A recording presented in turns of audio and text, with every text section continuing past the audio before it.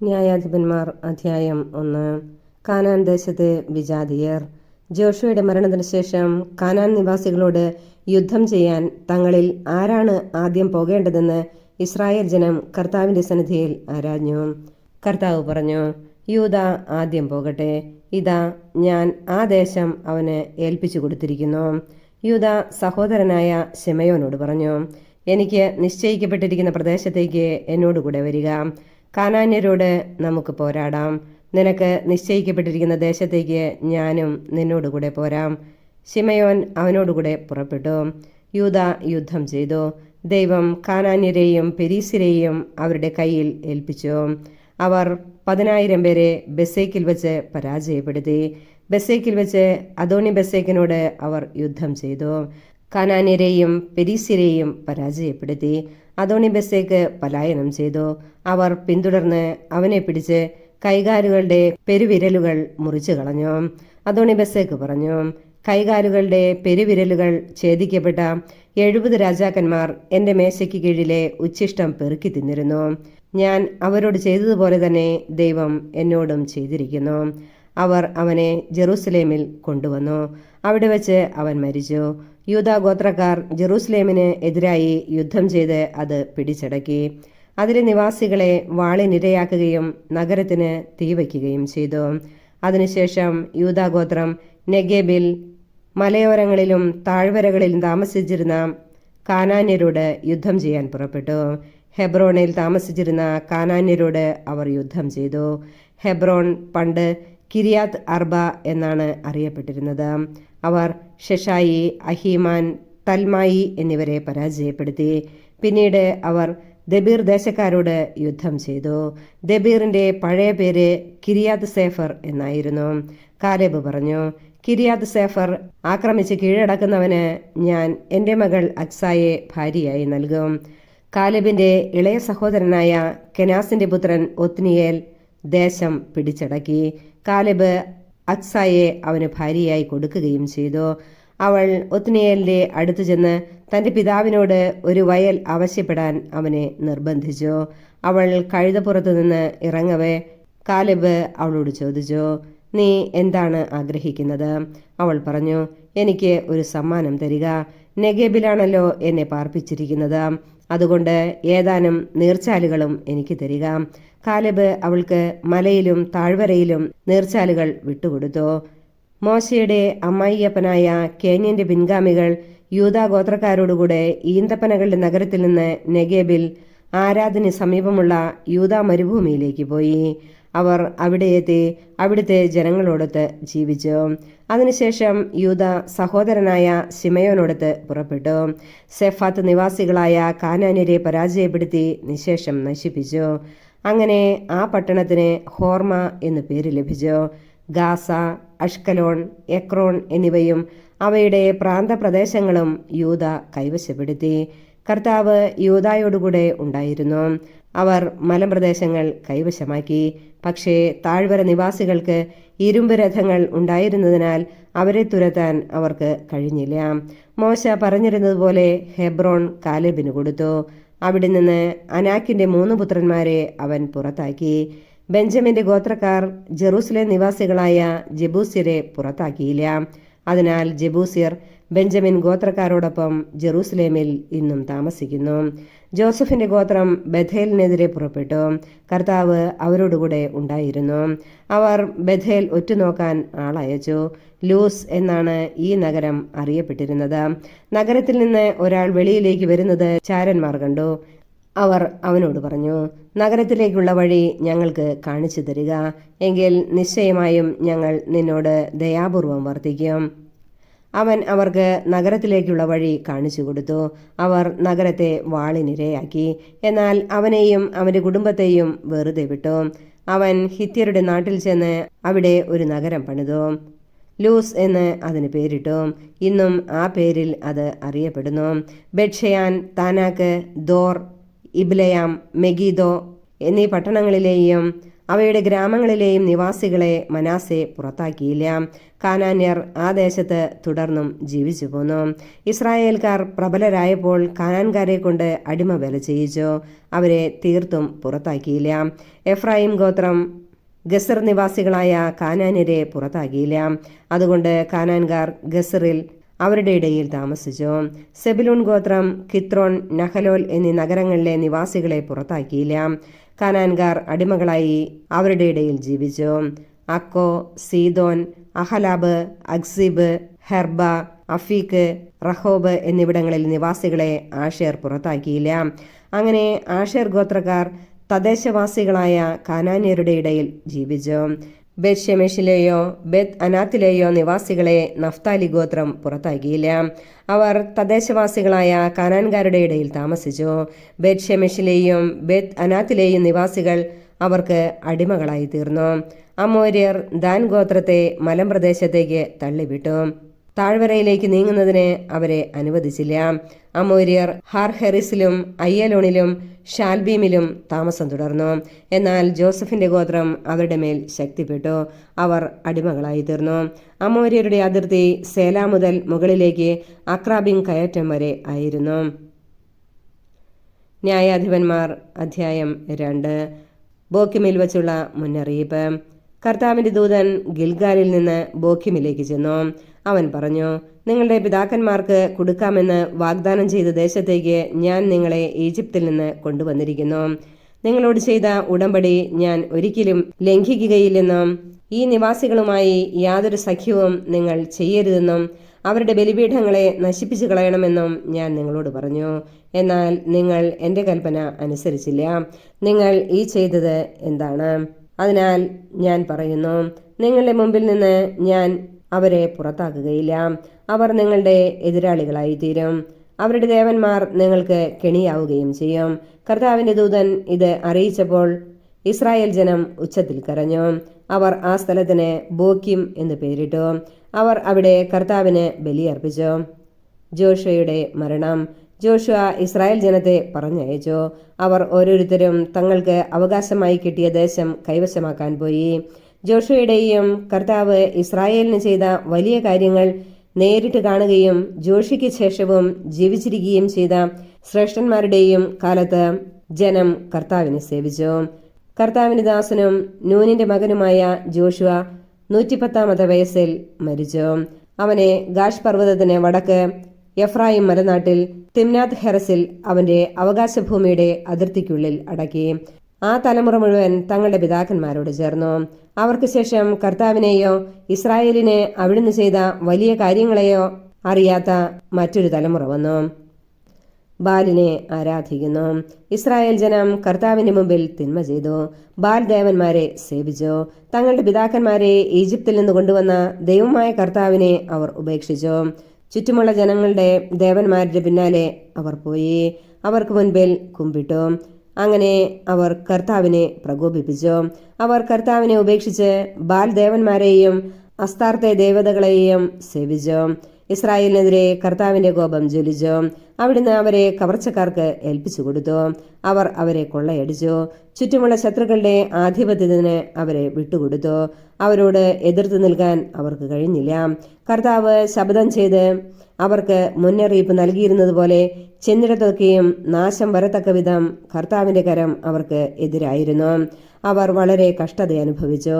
അപ്പോൾ കർത്താവ് ന്യായാധിപന്മാരെ നിയമിച്ചു. കവർച്ച ചെയ്തിരുന്നവരുടെ ആധിപത്യത്തിൽ നിന്ന് അവർ അവരെ രക്ഷിച്ചു. എങ്കിലും ന്യായാധിപന്മാരെ അവർ അനുസരിച്ചില്ല. പ്രത്യുത അന്യദേവന്മാരുടെ പുറകെ പോയി അവരെ വന്ദിച്ചു. കർത്താവിന്റെ കൽപ്പനകൾ അനുസരിച്ച് ജീവിച്ച പിതാക്കന്മാരുടെ മാർഗത്തിൽ നിന്ന് അവർ വേഗം വ്യതിചലിച്ചു. അവർ അവരെ അനുകരിച്ചില്ല. ന്യായാധിപന്മാരെ നിയമിച്ചപ്പോഴൊക്കെ കർത്താവ് അവർ ഓരോരുത്തരോടും കൂടെ ഉണ്ടായിരുന്നു. അവരുടെ കാലത്ത് കർത്താവ് ശത്രുക്കളുടെ കയ്യിൽ നിന്ന് ജനത്തെ രക്ഷിച്ചിരുന്നു. കാരണം തങ്ങളെ പീഡിപ്പിക്കുകയും മർദ്ദിക്കുകയും ചെയ്യുന്നവർ നിമിത്തമുള്ള അവരുടെ രോദനം കേട്ട് കർത്താവിന് അവരിൽ അനുകമ്പ ജനിച്ചിരുന്നു. എന്നാൽ ന്യായാധിപൻ മരിക്കുമ്പോൾ അവർ വഴിതെറ്റി തങ്ങളുടെ പിതാക്കന്മാരെക്കാൾ വഷളായി ജീവിക്കും. മറ്റു ദേവന്മാരെ സേവിച്ചും നമസ്കരിച്ചും അവരുടെ പിന്നാലെ പോകും. തങ്ങളുടെ ആചാരങ്ങളും മർക്കടമുഷ്ടിയും അവർ ഉപേക്ഷിച്ചില്ല. കർത്താവിന്റെ കോപം ഇസ്രായേലിനെതിരെ ജ്വലിച്ചു. അവിടുന്ന് പറഞ്ഞു, ഈ ജനം അവരുടെ പിതാക്കന്മാരോട് ഞാൻ ചെയ്ത ഉടമ്പടി ലംഘിച്ചിരിക്കുന്നു. എന്റെ വാക്കുകൾ അവർ അനുസരിച്ചില്ല. അതിനാൽ ജോഷുവ മരിക്കുമ്പോൾ അവശേഷിച്ചിരുന്ന ജനതകളെ അവരുടെ മുമ്പിൽ നിന്ന് ഞാൻ നീക്കിക്കളയുകയില്ല. അങ്ങനെ തങ്ങളുടെ പിതാക്കന്മാരെ പോലെ കർത്താവിന്റെ വഴികളിൽ നടക്കാൻ അവർ ശ്രദ്ധിക്കുമോ ഇല്ലയോ എന്ന് എനിക്ക് പരീക്ഷിക്കണം. അതുകൊണ്ട് കർത്താവ് ആ ജനതകളെ ഉടനെ നീക്കിക്കളയുകയോ ജോഷുവയുടെ കൈകളിൽ ഏൽപ്പിച്ചു കൊടുക്കുകയോ ചെയ്തില്ല. ന്യായാധിപന്മാർ അധ്യായം 3. കാനാനിലെ യുദ്ധങ്ങളിൽ പങ്കെടുത്ത് പരിചയം സിദ്ധിച്ചിട്ടില്ലാത്ത ഇസ്രായേൽക്കാരെ പരീക്ഷിക്കാൻ വേണ്ടി കർത്താവ് കുറെ ജനതകളെ ശേഷിപ്പിച്ചു. ഇസ്രായേൽ തലമുറകളെ യുദ്ധമുറ അഭ്യസിപ്പിക്കാനും പ്രത്യേകിച്ച് യുദ്ധാനുഭവം ഉണ്ടായിട്ടില്ലാത്തവരെ യുദ്ധം പഠിപ്പിക്കാനും വേണ്ടിയാണിത്. ആ ജനതകൾ ഇവരാണ്: ഫിലിസ്ത്യരുടെ 5 പ്രഭുക്കന്മാർ, കാനാന്യർ, സീദോന്യർ, ബാൽ ഹെർമോൻ മല മുതൽ ഹമാത്തിന്റെ പ്രവേശന കവാടം വരെയുള്ള ലെബനോൻ മലയിൽ താമസിച്ചിരുന്ന ഹിവ്യർ. മോശ വഴി കർത്താവ് തങ്ങളുടെ പിതാക്കന്മാർക്ക് നൽകിയ കൽപ്പനകൾ ഇസ്രായേൽക്കാർ അനുസരിക്കുമോ എന്ന് പരീക്ഷിക്കാൻ വേണ്ടിയാണ് ഇവരെ അവശേഷിപ്പിച്ചത്. അങ്ങനെ ഇസ്രായേൽ ജനം കാനാന്യർ, ഹിത്യർ, അമോര്യർ, പെരീസ്യർ, ഹിവ്യർ, ജെബൂസ്യർ എന്നിവരുടെ ഇടയിൽ ജീവിച്ചു. അവരുടെ പുത്രിമാരെ ഇസ്രായേൽക്കാർ വിവാഹം ചെയ്തു. തങ്ങളുടെ പുത്രിമാരെ അവർക്ക് വിവാഹം ചെയ്തു കൊടുത്തു. ഇസ്രായേൽക്കാർ അവരുടെ ദേവന്മാരെ സേവിക്കുകയും ചെയ്തു. ഒത്നിയേൽ. തങ്ങളുടെ ദൈവമായ കർത്താവിനെ മറന്ന് ബാൽ ദേവന്മാരെയും അശേര പ്രതിഷ്ഠകളെയും സേവിച്ചുകൊണ്ട് ഇസ്രായേൽ കർത്താവിന്റെ മുൻപാകെ തിന്മ പ്രവർത്തിച്ചു. അതിനാൽ കർത്താവിന്റെ കോപം ഇസ്രായേലിനെതിരെ ജ്വലിച്ചു. അവിടുന്ന് അവരെ മെസൊപ്പൊട്ടാമിയ രാജാവായ കുഷാൻ റിഷാത്തായിമിന്റെ കൈകളിൽ ഏൽപ്പിച്ചു. അവനെ അവർ 8 വർഷം സേവിച്ചു. ഇസ്രായേൽ ജനം കർത്താവിനോട് നിലവിളിച്ചു.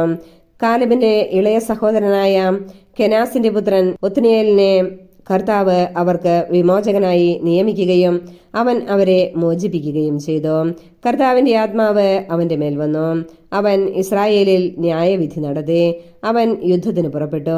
മെസൊപ്പൊട്ടാമിയ രാജാവായ കുഷാൻ റിഷാത്തായിമിനെ കർത്താവ് അവന്റെ കയ്യിൽ ഏൽപ്പിച്ചു കൊടുത്തു. ഒത്നിയേൽ അവന്റെ മേൽ ആധിപത്യം സ്ഥാപിച്ചു. അങ്ങനെ ദേശത്ത് 40 വർഷം ശാന്തി നിലനിന്നു. അതിനുശേഷം കെനാസിന്റെ മകനായ ഒത്നിയേൽ മരിച്ചു. യേഹൂദ്. ഇസ്രായേൽ ജനം വീണ്ടും കർത്താവിന്റെ മുമ്പിൽ തിന്മ ചെയ്തു. അതിനാൽ അവിടുന്ന് മോവാബ് രാജാവായ എഗ്ലോനെ ഇസ്രായേലിനെതിരെ പ്രബലനാക്കി. അവൻ അമോന്യരെയും അമലേക്കിരെയും കൂട്ടി ഇസ്രായേലിനെ പരാജയപ്പെടുത്തി ഈന്തപ്പനകളുടെ നഗരം കൈവശമാക്കി. ഇസ്രായേൽ ജനം മോവാബ് രാജാവായ എഗ്ലോനെ 18 വർഷം സേവിച്ചു. എന്നാൽ ഇസ്രായേൽ ജനത കർത്താവിനോട് നിലവിളിച്ചപ്പോൾ അവിടുന്ന് അവർക്ക് ഒരു വിമോചകനെ നൽകി. ബെഞ്ചമിൻ ഗോത്രജനായ ഗേരയുടെ മകനും ഇടത്തുകയ്യനുമായ യേഹൂദായിരുന്നു അത്. ഇസ്രായേൽ അവൻ വശം മോവാബ് രാജാവായ എഗ്ലോന് കാഴ്ച കൊടുത്തയച്ചു. യേഹൂദ് 1 മുഴം നീളമുള്ള 2 വായ്ത്തലവാൾ ഉണ്ടാക്കി വസ്ത്രത്തിനടിയിൽ വലത്തെ തുടയിൽ കെട്ടിവെച്ചു. അവൻ മോവാബ് രാജാവായ എഗ്ലോന് കാഴ്ച സമർപ്പിച്ചു. എഗ്ലോൻ തടിച്ചു കൊഴുത്ത മനുഷ്യനായിരുന്നു. യേഹൂദ് കാഴ്ച സമർപ്പിച്ചു കഴിഞ്ഞ് ചുമട്ടുകാരെ പറഞ്ഞയച്ചു. എന്നാൽ ഗിൽഗാലിൽ ശിലാവിഗ്രഹങ്ങളുടെ അടുത്തു ചെന്നപ്പോൾ അവൻ തിരിഞ്ഞു നടന്ന് രാജാവിന്റെ അടുക്കൽ വന്നു പറഞ്ഞു, അല്ലയോ രാജാവേ, എനിക്ക് അങ്ങയെ ഒരു രഹസ്യ സന്ദേശം അറിയിക്കാനുണ്ട്. രാജാവ് പരിചാരകരോട് പുറത്തു പോകാൻ ആജ്ഞാപിച്ചു. അവർ പോയി. രാജാവ് വേനൽക്കാല വസതിയിൽ ഇരിക്കുകയായിരുന്നു. യേഹൂദ് അടുത്തു വന്നു പറഞ്ഞു, ദൈവത്തിൽ നിന്ന് നിനക്കായി ഒരു സന്ദേശം എന്റെ പക്കലുണ്ട്. അപ്പോൾ അവൻ എഴുന്നേറ്റ് നിന്നു. യേഹൂദ് ഇടത്തു കൈകൊണ്ട് വലത്തെ തുടയിൽ നിന്ന് വാൾ വലിച്ചെടുത്ത് അവന്റെ വയറ്റിൽ ശക്തിയായി കുത്തിയിറക്കി. വാളോടൊപ്പം പിടിയും അകത്തു കടന്നു. വാൾ ഊരിയെടുക്കാതിരുന്നതുകൊണ്ട് കൊഴുപ്പ് അതിനെ മൂടി. അനന്തരം യേഹൂദ് പൂമുഖത്തിറങ്ങി അവനെ അകത്തിട്ട് വാതിലടച്ചു പൂട്ടി. അവൻ പോയി കഴിഞ്ഞ് പരിചാരകർ വന്നു. മുറിയുടെ കതകുകൾ പൂട്ടിയിരിക്കുന്നത് കണ്ടപ്പോൾ അവൻ ദിനചര്യയ്ക്ക് രഹസ്യമുറിയിലായിരിക്കുമെന്ന് അവർ വിചാരിച്ചു. അവർ കാത്തിരുന്നു കുഴഞ്ഞു. എന്നിട്ടും മുറിയുടെ വാതിലുകൾ തുറക്കാതിരുന്നത് കണ്ടപ്പോൾ അവർ താക്കോലെടുത്ത് തുറന്നു.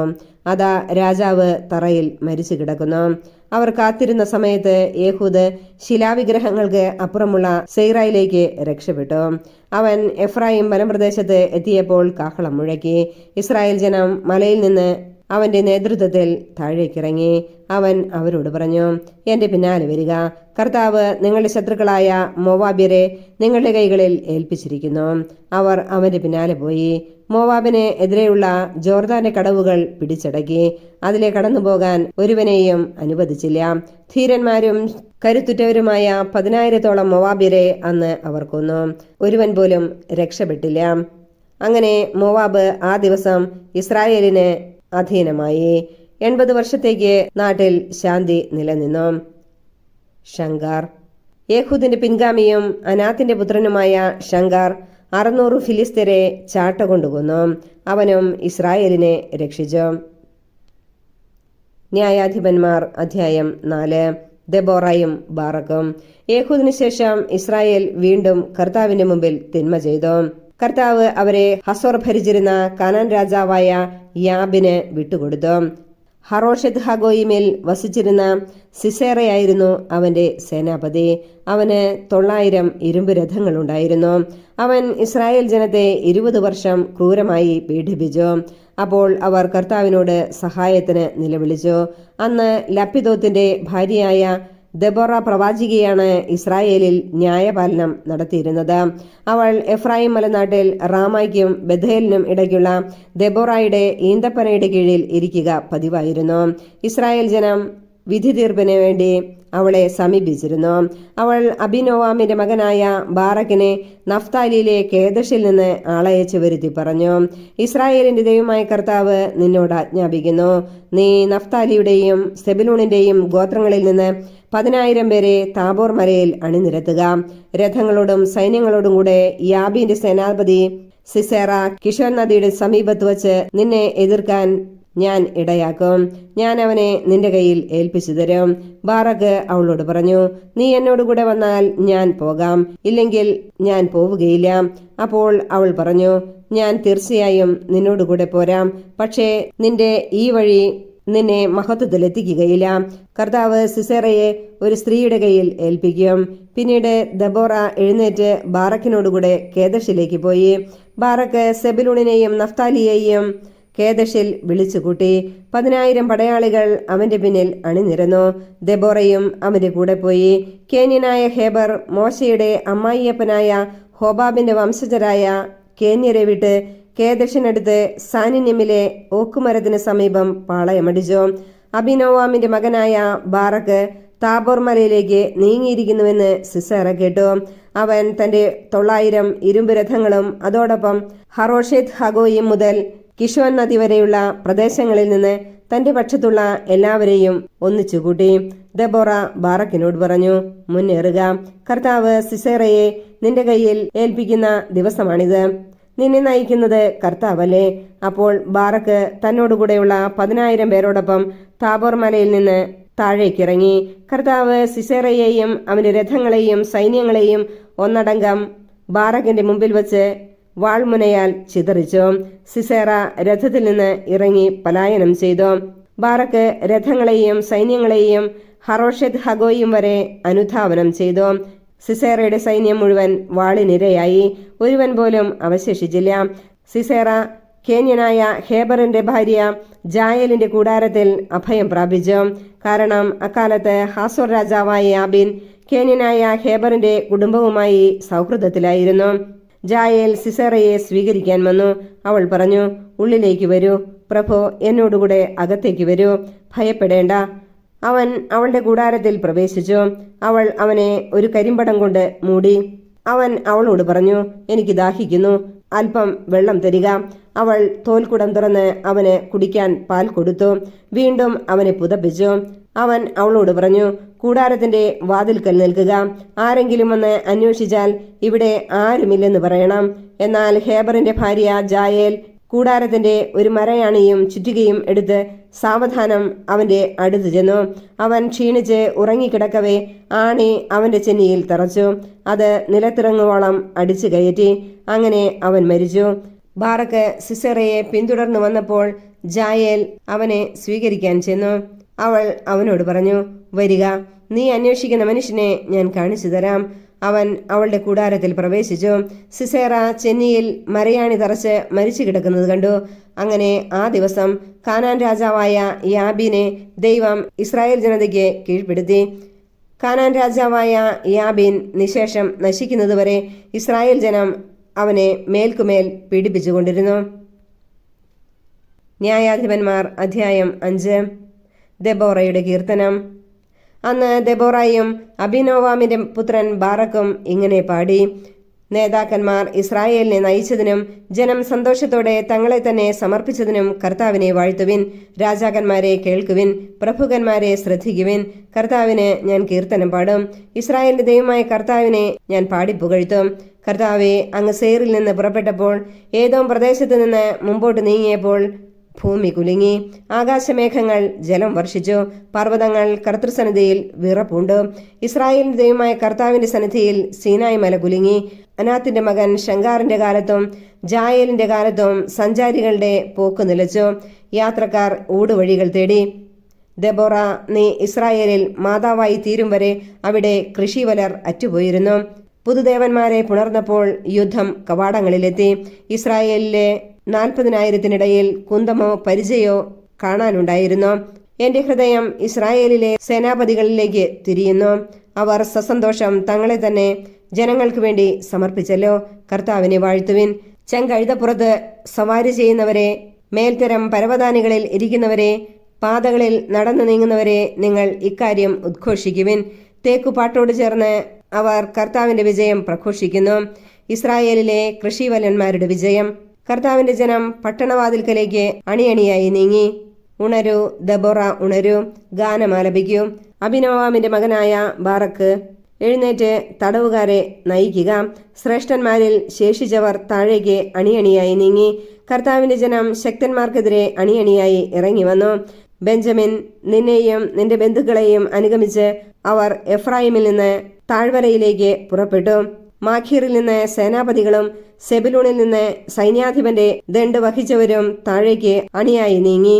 ഇസാക്കറിന്റെ പ്രഭുക്കന്മാർ ദെബോറായോടുകൂടെ വന്നു. ഇസാക്കർ ബാറക്കിനോട് വിശ്വസ്തനായിരുന്നു. അവന്റെ കാലടികളെ പിന്തുടർന്ന് അവർ താഴ്വരയിലേക്ക് ഇരമ്പിപ്പാഞ്ഞു. റൂബൻ ഭവനങ്ങളിൽ ആഴത്തിൽ ഹൃദയപരിശോധന നടന്നു. ആട്ടിൻപറ്റങ്ങളുടെ ഇടയിൽ അവയ്ക്കുള്ള കുഴൽവിളി കേൾക്കാൻ നിങ്ങൾ തങ്ങിയതെന്ത്? റൂബൻ ഭവനങ്ങളിൽ ആഴത്തിൽ ഹൃദയപരിശോധന നടന്നു. ഗിലെയാദ് ജോർദാനപ്പുറം തങ്ങി. ദാൻ കപ്പലുകളോടൊപ്പം വസിച്ചതെന്തുകൊണ്ട്? ആഷേർ കടൽ തീരത്ത് നിശ്ചലനായി ഇരുന്നു. തുറമുഖങ്ങളിൽ താമസമുറപ്പിച്ചു. സ്വന്തം ജീവനെ മരണത്തിനേൽപ്പിച്ച ജനമാണ് സെബുലൂൺ. യുദ്ധക്കളത്തിൽ നഫ്താലിയും മരണം വരിച്ചു. രാജാക്കന്മാർ വന്ന് യുദ്ധം ചെയ്തു. താനാക്കിൽ മെഗീദോ ജലാശയത്തിനരികെ കാനാൻ രാജാക്കന്മാർ പ്രത്യാക്രമണം നടത്തി. അവർക്ക് കൊള്ളയടിക്കാൻ വെള്ളി കിട്ടിയില്ല. ആകാശത്തിൽ നക്ഷത്രങ്ങൾ യുദ്ധം ചെയ്തു. സഞ്ചാരപഥങ്ങളിൽ നിന്നുകൊണ്ട് അവർ സിസേറയ്ക്കെതിരെ പൊരുതി. കിഷോൻ പ്രവാഹം അവരെ ഒഴുക്കിക്കളഞ്ഞു. കുതിച്ചു മുന്നേറുന്ന കിഷോൻ പ്രവാഹം. എന്റെ ആത്മാവെ, ശക്തിയോടെ മുന്നേറുക. അപ്പോൾ കുതിരക്കുളമ്പുകൾ ഉറക്കെ പതിച്ചു. അവ കുതിച്ചു കുതിച്ചു പാഞ്ഞു. മെറോസിനെ ശപിക്കുക. കർത്താവിന്റെ ദൂതൻ പറയുന്നു, അതിലെ നിവാസികളെ കഠിനമായി ശപിക്കുക. എന്തെന്നാൽ അവർ കർത്താവിന്റെ സഹായത്തിന് വന്നില്ല. ശക്തന്മാർക്കെതിരെ കർത്താവിനെ തുണയ്ക്കാൻ അവർ അണിനിരന്നില്ല. കേന്യനായ ഹേബറിന്റെ ഭാര്യ ജായലാകട്ടെ കൂടാരവാസികളിൽ ഏറ്റവും ധന്യ. അവൻ വെള്ളം ചോദിച്ചു, അവൾ പാൽ കൊടുത്തു. രാജകീയ താലത്തിൽ കട്ടത്തൈരും കൊണ്ടുവന്നു. അവൾ കൂടാരത്തിന്റെ മരയാണി കയ്യിലെടുത്തു, വലത്തുകൈയിൽ വേലക്കാരുടെ ചുറ്റികയും. അവൾ സിസേറയെ ആഞ്ഞടിച്ചു, അവന്റെ തല തകർത്തു. അവൾ അവനെ ചെന്നി കുത്തിത്തുളച്ചു. അവൻ നിലം പതിച്ചു. അവളുടെ കാൽക്കൽ നിശ്ചലനായി കിടന്നു. അവളുടെ കാൽക്കൽ അവൻ വീണു, അവിടെ തന്നെ മരിച്ചു വീണു. സിസേറയുടെ അമ്മ കിളിവാതിലൂടെ എത്തി നോക്കി, ജാലകത്തിലൂടെ വിളിച്ചു പറഞ്ഞു, അവന്റെ രഥം വൈകുന്നത് എന്തുകൊണ്ട്? രഥകുതിരകളുടെ കുളമ്പടി വൈകുന്നത് എന്തുകൊണ്ട്? അവളുടെ ജ്ഞാനവതികളായ സഖികൾ ഉത്തരം പറഞ്ഞു, അല്ല, അവൾ തന്നെത്താൻ പറഞ്ഞു. അവൻ കൊള്ള തിട്ടപ്പെടുത്തുകയും പങ്കുവയ്ക്കുകയുമല്ലേ? ഓരോരുത്തനും 1-2 കന്യകമാരെ വീതം. സിസേറയ്ക്ക് നിറപ്പകിട്ടാർന്ന ചിത്രപ്പണി ചെയ്ത വസ്ത്രങ്ങൾ. എനിക്ക് തോളിലണിയാൻ നിറപ്പകിട്ടാർന്ന് ചിത്രപ്പണി ചെയ്ത 2 വസ്ത്രങ്ങൾ. കർത്താവെ, നിന്റെ ശത്രുക്കൾ അങ്ങനെ നശിക്കുന്നു. എന്നാൽ നിന്റെ സ്നേഹിതർ ശക്തിയുള്ള ഉദയസൂര്യനെ പോലെയാകട്ടെ. തുടർന്ന് 40 വർഷം രാജ്യത്ത് ശാന്തി നിലനിന്നു. ന്യായാധിപന്മാർ അധ്യായം 6. ഗിദയോൻ. ഇസ്രായേൽ ജനം കർത്താവിന്റെ മുമ്പിൽ തിന്മ ചെയ്തു. കർത്താവ് അവരെ 7 വർഷത്തേക്ക് മിദ്യാൻകാരുടെ കയ്യിൽ ഏൽപ്പിച്ചു കൊടുത്തു. മിദ്യാൻകാരുടെ കരം ഇസ്രായേലിന്റെ മേൽ ശക്തിപ്പെട്ടു. അവരെ ഭയന്ന് ഇസ്രായേൽ ജനം പർവ്വതങ്ങളിൽ മാളങ്ങളും ഗുഹകളും ദുർഗങ്ങളും നിർമ്മിച്ചു. ഇസ്രായേൽക്കാർ വിത്ത് വിതച്ചു കഴിയുമ്പോൾ മിദ്യാൻകാരും അമലേക്യരും പൗരസ്ഥരും വന്ന് അവരെ ആക്രമിച്ചിരുന്നു. അവർ ഇസ്രായേലിനെതിരായി താവളമടിച്ച് ഗാസയുടെ പരിസര പ്രദേശം വരെയുള്ള വിളവെല്ലാം നശിപ്പിച്ചിരുന്നു. ഇസ്രായേലിൽ ജീവസന്ധാരണത്തിന് ആടോ മാടോ കഴുതയോ ശേഷിച്ചില്ല. അവർ കന്നുകാലികളിലും കൂടാര സാമഗ്രികളിലുമായി വെട്ടുകിളികളെ പോലെ സംഖ്യാതീതമായി വന്നുകൂടി. അവരും അവരുടെ ഒട്ടകങ്ങളും എണ്ണമറ്റവയായിരുന്നു. അങ്ങനെ അവർ വരുന്നതോടെ ദേശം ശൂന്യമാകും. മിദ്യാൻ നിമിത്തം ഇസ്രായേൽ വളരെ ശോഷിച്ചു. അപ്പോൾ ഇസ്രായേൽ ജനം കർത്താവിനോട് സഹായത്തിന് നിലവിളിച്ചു. ഇസ്രായേൽ ജനം മിദ്യാൻകാർ നിമിത്തം കർത്താവിനോട് നിലവിളിച്ചു. അപ്പോൾ ഇസ്രായേലിന് അവിടുന്ന് ഒരു പ്രവാചകനെ അയച്ചു. അവൻ അവരോട് പറഞ്ഞു, ഇസ്രായേലിന്റെ ദൈവമായ കർത്താവ് അരുളി ചെയ്യുന്നു, ഈജിപ്തിൽ നിന്ന് ദാസ്യഭവനത്തിൽ നിന്ന് നിങ്ങളെ ഞാൻ ഇറക്കിക്കൊണ്ടുവന്നു. ഈജിപ്തുകാരുടെയും പീഡകരുടെയും കയ്യിൽ നിന്ന് നിങ്ങളെ ഞാൻ മോചിപ്പിച്ചു. നിങ്ങളുടെ മുമ്പിൽ അവരെ ഞാൻ തുരത്തി. അവരുടെ ദേശം നിങ്ങൾക്ക് തന്നു. ഞാൻ നിങ്ങളെ ഉദ്ബോധിപ്പിച്ചു. ഞാനാണ് നിങ്ങളുടെ ദൈവമായ കർത്താവ്. നിങ്ങൾ വസിക്കുന്ന ദേശത്തെ അമോര്യരുടെ ദേവന്മാരെ നിങ്ങൾ വന്ദിക്കരുത്. എന്നാൽ എന്റെ വാക്ക് നിങ്ങൾ വകവെച്ചില്ല. അന്നൊരിക്കൽ കർത്താവിന്റെ ദൂതൻ ഓഫ്രായിൽ വന്ന് അബിയസർ വംശജനായ യോവാഷിന്റെ ഓക്കുമരത്തിൻ കീഴിലിരുന്നു.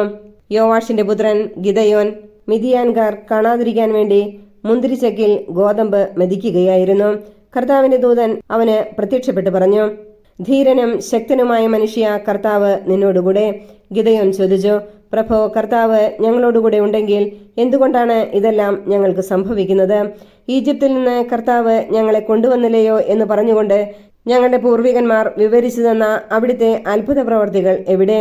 എന്നാൽ ഇപ്പോൾ കർത്താവ് ഞങ്ങളെ ഉപേക്ഷിച്ച് മിദ്യാൻകാരുടെ കയ്യിൽ ഏൽപ്പിച്ചിരിക്കുന്നു.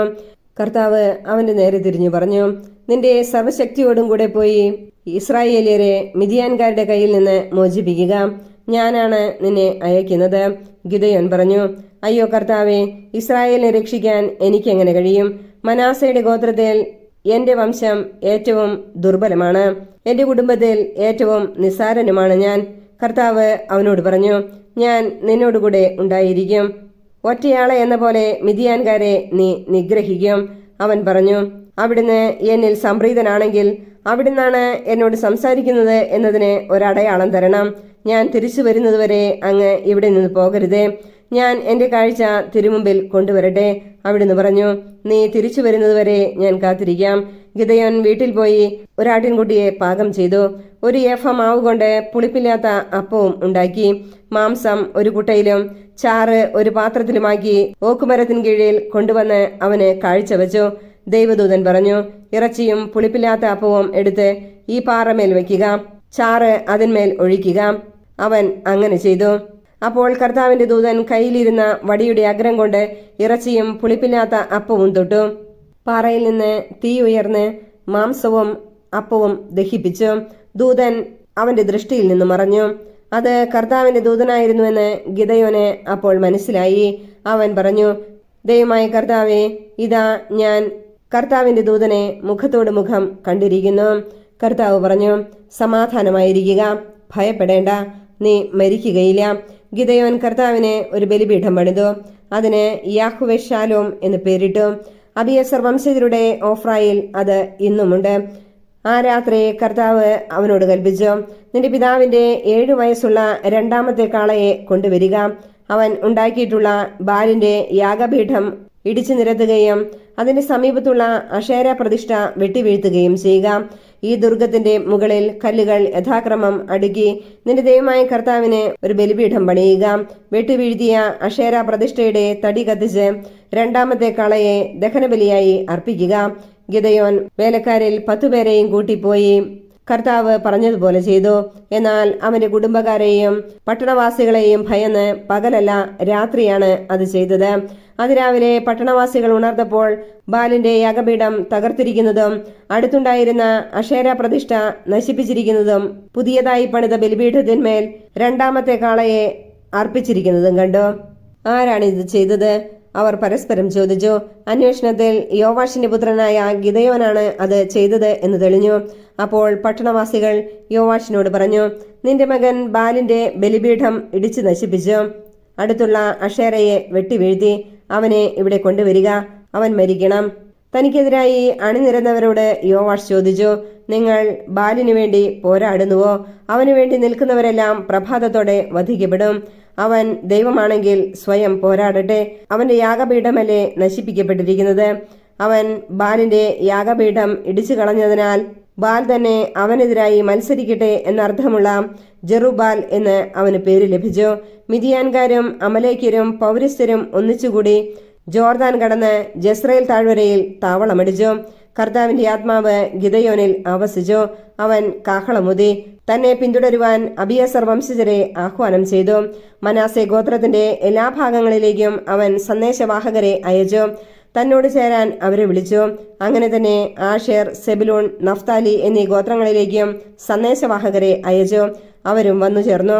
അപ്പോൾ ഗിദെയോൻ ദൈവത്തോട് ചോദിച്ചു, അങ്ങ് പറഞ്ഞതുപോലെ ഇസ്രായേലിനെ എന്റെ കൈയാൽ അങ്ങ് വീണ്ടെടുക്കുമെങ്കിൽ ഇതാ ആട്ടിൻ രോമം കൊണ്ടുള്ള ഒരു വസ്ത്രം ഞാൻ കളത്തിൽ വിരിക്കുന്നു. അതിൽ മാത്രം മഞ്ഞ് കാണപ്പെടുകയും കളം മുഴുവൻ ഉണങ്ങിയിരിക്കുകയും ചെയ്താൽ അങ്ങ് പറഞ്ഞതുപോലെ എന്റെ കൈകൊണ്ട് ഇസ്രായേലിനെ അങ്ങ് വീണ്ടെടുക്കുമെന്ന് ഞാൻ മനസ്സിലാക്കും. അങ്ങനെ തന്നെ സംഭവിച്ചു. അതിരാവിലെ അവൻ എഴുന്നേറ്റ് വസ്ത്രം പിഴിഞ്ഞ് ഒരു പാത്രം നിറയെ വെള്ളമെടുത്തു. അപ്പോൾ ഗിദെയോൻ ദൈവത്തോട് പറഞ്ഞു, അങ്ങയുടെ കോപം എന്റെ നേരെ ജ്വലിക്കരുതേ.